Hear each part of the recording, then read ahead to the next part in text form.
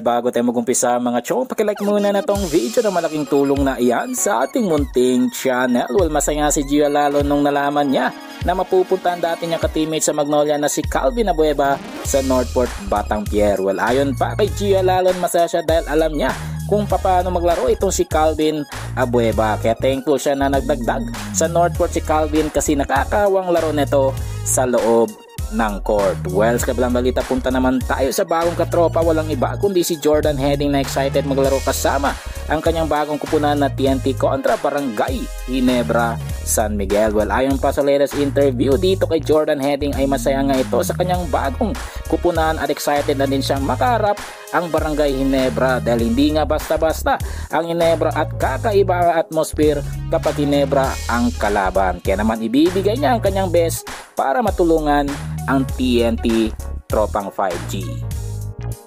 Pangulis na balita mga chong patungkol naman kay The Beast Calvin Abueva na may bubuga pa kahit nasa 37 years old na nga ang edad nito ngayon kasama ang bago netong kupunan na Northport, Batanguer. Well, ayon pa sa dati netong ka-teammate sa Phoenix Masters na si Jason Perkins ay sinabi nga ng big man na kahit 37 na si Calvin ay mataas pa rin makina nito at kayod kalabaw at syempre grabe ang respeto nito sa lahat sa loob at labas ng court. Well mga chong, nandito na lang ang ating balitang PBA at syempre huwag kalimutan mag-subscribe at ilike itong video bilang pag-suporta. So this is Channel B once again.